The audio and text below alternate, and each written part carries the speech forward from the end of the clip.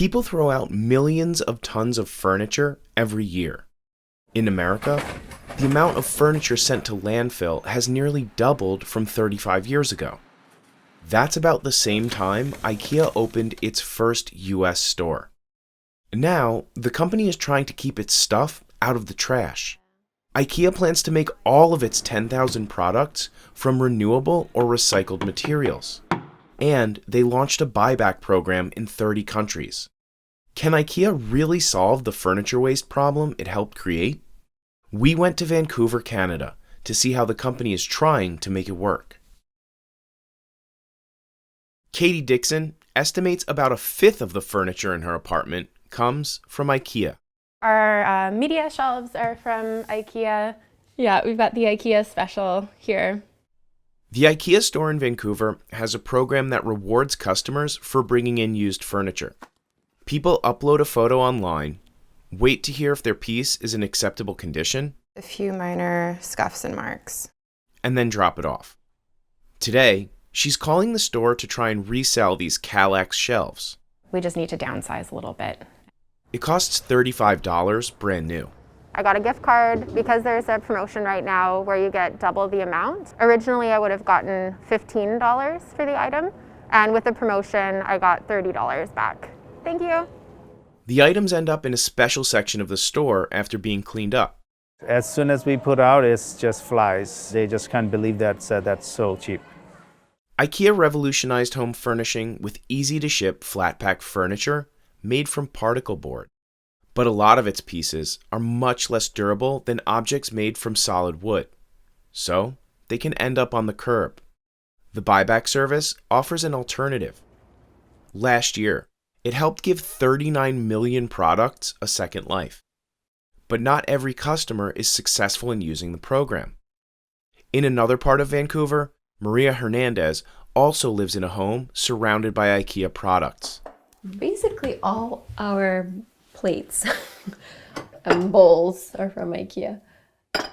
Plus the glasses, the step stool. This is also from IKEA.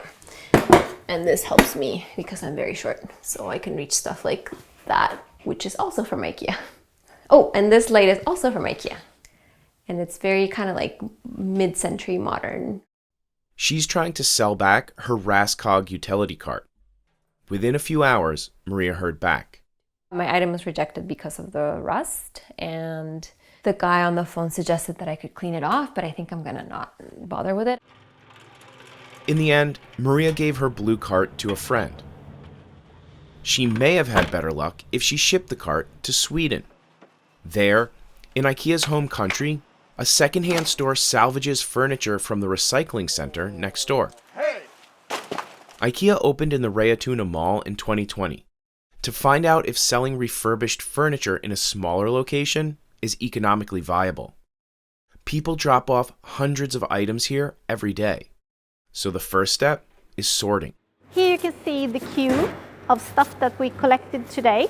Maybe around 40, and that is a really good morning. Refurbishers steam clean and paint furniture. Almost as clean as the product that we sell in the department store. So you do a really good work, Johan. But not everything makes the cut. Rejected items head back out to the recycling center. So now it's up to the company, for this example, IKEA, to take care of the item that is donated to them. IKEA plans to keep it going at least until November 2021 to see if this model can expand globally and eventually turn a profit. IKEA's pitch is simple. Stylish furniture can be cheap. But that marketing mantra created a mountain of disposable products. For a long time, IKEA advertised their goods as if this disposability was almost a bonus. It was a benefit. You get rid of it because you were tired of it and you didn't have to feel guilty about it. In fact, in one advertisement, they ended by saying, the new one is always so much better. And the new one is much better. It's a problematic model for a company aiming to become the greenest in the world. We are on a journey to become climate positive and a circular company by 2030, which means that we look at the material we source to shift to renewable and recycled materials. Reaching that goal would likely make a massive impact on the furniture industry. Over 700 million people visited IKEA stores by the spring of 2020. That means that 4 times more people went to an IKEA than tested positive for the coronavirus last year. In fact, the pandemic was great for business. IKEA sales increased by nearly half as people stuck at home looked to make their life more comfortable. The company grew to a $50 billion behemoth by keeping things as cheap as possible. That's not always compatible with sustainability. When you produce this many goods for this many people at a relatively low price, and one of your focuses is always keeping the price as low as possible, you're inevitably going to cut corners, which of course they do. And IKEA's footprint is massive. According to one report, IKEA is the single largest consumer of wood in the world, responsible for cutting down a tree every second. IKEA says that's not true, but it does use about as much wood as the entire Russian Federation exports in 1 year. The company claims that nearly 100% of its wood bears the seal of the Forest Stewardship Council. That's an international body that certifies sustainably harvested wood. But last year, an investigation by the environmental organization Earthsite alleged that nearly half of the wood IKEA sources from Eastern Europe is logged illegally. Not only does FSC certification not guarantee that your wood is sustainably sourced, it doesn't even guarantee that it's devoid of connections to illegal logging, and much worse. A spokesperson for IKEA Wood Supply and Forestry told Insider that independent investigations showed no illegally logged wood entered the IKEA supply chain from Ukraine. They and FSC did another greenwash investigation of one particular supply chain in Ukraine. They didn't look at other supply chains in Ukraine. They didn't look at other supply chains in Russia.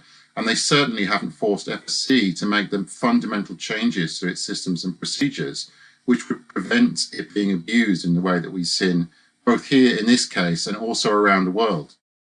Critics say IKEA's environmental promises are more about marketing than actually reducing waste or improving sustainability.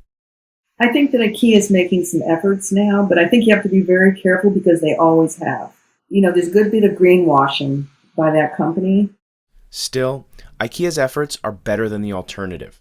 So the solution is not to go elsewhere, because the reality is that other companies, other big furniture retailers are as bad, if not worse. And the easiest solution to furniture waste doesn't cost a penny. Ultimately, you need to buy less. Right now, you need to buy less. People need to buy less and need to throw away less, and they need to make do and mend more.